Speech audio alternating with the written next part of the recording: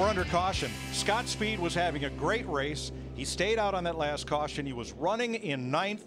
Kyle Busch came up to pass him.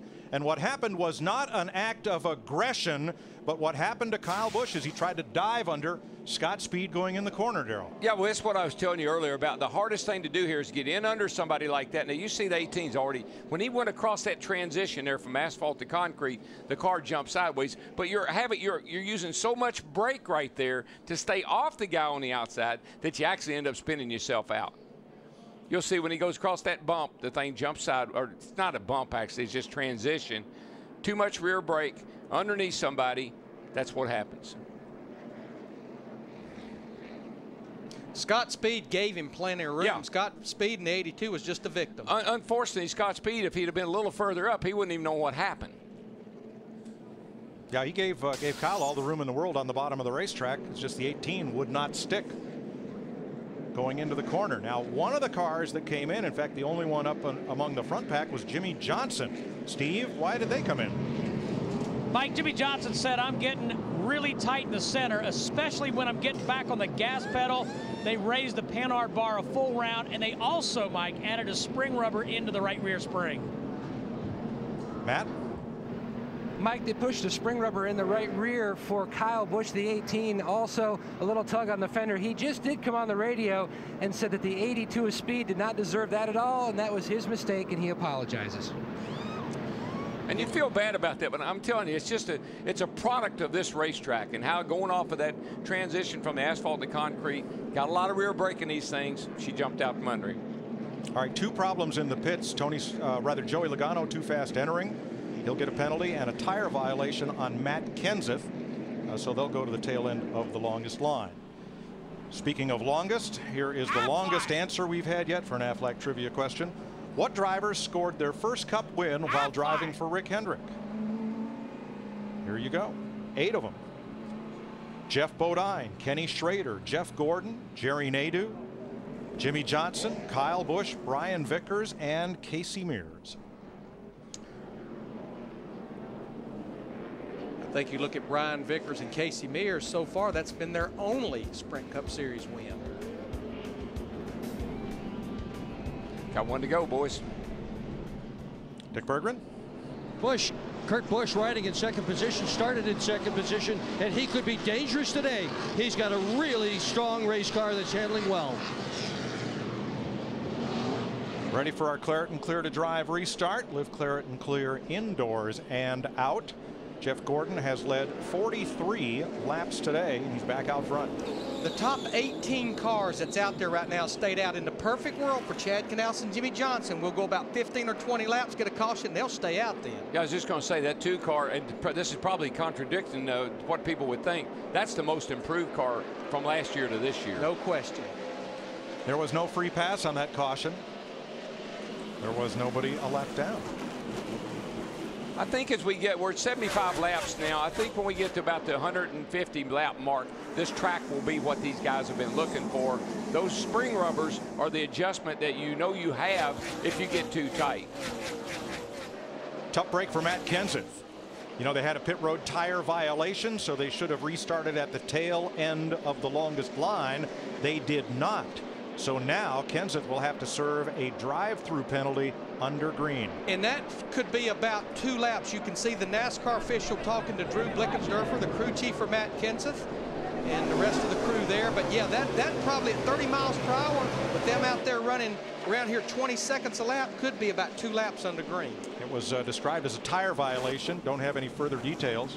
Big dust up there. Boy, Robbie Gordon getting together with Marcus Ambrose. And that almost created a pileup. They're going to show you the black flag with the right cross. White cross. We're going to have to come inside. Not good. Not good for the 17. Big Steve? Black flag. Mike, I think what they're disputing, and I was watching Drew Blickensderfer, they're disputing that the tire never went out of the pit box. I think that's what their beef is with this call. We'll show you what we have to support the call by the NASCAR officials as the tire rolls over to Jimmy Johnson's pit. It did go over the back line of their pit. I don't know about that one, Larry. but it did not go out onto Didn't go out of the pit pits, road. no. The rule is that the team has to be in control of the tire at all times. Exactly. You know, we used to just roll them back to the wall, but we were having a lot of cars hit tires on pit road as they were leaving or coming in their boxes. NASCAR made a rule a little over a year ago that a crew member has to, he doesn't have to carry it, but it has to be in his control all the way back to the wall. So the bad news for Matt Kenseth is he is now 1 lap down and at the tail end of the field. And good news is he's the only car a lap down, so a caution flag will catch him back up. I'd say that's just an addition to some of the other bad news he has. The car isn't very good, to tell you the truth. Here's a better angle of the Kenseth pit stop. He'll be off frame to the right, but you'll see the tire rolling, and nobody's got it. You could see he rolled it right there, and you can't do that. That's the old rule. Actually, you could see the guy looking for it. He didn't know where it was. And honestly, that's a good rule they made, because we were seeing tires getting hit by cars and they were out there bouncing around like basketballs a few years ago. And the problem with rules like that, you know, the guy didn't do anything wrong other than he just didn't have his hands on the tire and it was going back into the pit box. But a rule is a rule. And you can't just have rules for just everything. And as he rolled it, there was nobody right there to catch it and take it to the wall. Now he is in the free pass position in the DeWalt Ford, so he should get this lap back on our next caution. Mike, we do need to mention that Scott Speed that was involved in that last caution, they did end up taking their car to the garage area for repairs. He joins Joe Nemechek, Dave Blaney, and Todd Bodine. And what I should have said is you can have rules for everything. You just can't interpret them differently every time. And that's one that they have a pretty cut and dried explanation for. Let's catch up with Casey Mears, running just outside the top 10. Krista? That's right, Mike. Casey Mears said 2 years ago, I never thought I'd say I enjoy going to Martinsville. Casey Mears, one of the drivers who finished in the top 10 in both races last year. They stayed out on that last stop. They said right now the car is running really well. And Gil Martin just came on the radio and said, you're really fast right now, Casey. Well, I think he's with a race team that really has a good program and a good package for here. Gil Martin and that Richard Childress team, this is the team that Clint Boyer has been with the last couple of 3 years. They've always run well here.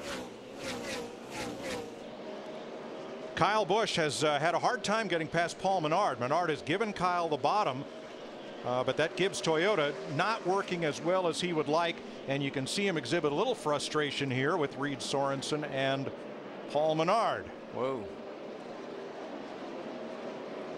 So he got inside Menard, but it took him a long time to be able to complete that pass. Well, when your car's not handling just right, and obviously his isn't, it must be a little loose on entry. When it's not handling right, it makes it hard to make passes. Next week, a whole different ball game. Texas Motor Speedway for the NASCAR Sprint Cup Series and NASCAR on Fox, the wide open spaces. And boy, that mile-and-a-half oval will look wide open after we leave Martinsville. Oh, yeah. You got a man up there, boys. That's all you got to do there, just be able to stand on the gas. One of the fastest tracks we go to. Second place race. Slowly but surely. Denny Hamlin working toward the front, and Robbie Gordon's in trouble. Flat left tire rear down. Yeah. Behind you. And he's going to spin out, so that will bring the caution. Caution's out. Remember, Gordon hasn't stopped since lap 22, and he was trying to make it to the pit entry with a flat. Didn't get there.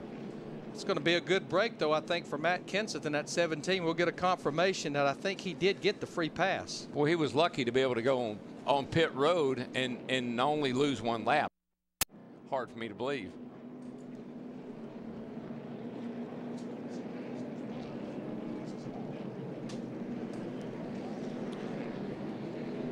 I get going here. Closing them up under caution. Fourth caution flag of the day, counting the competition yellow that came out at lap 40.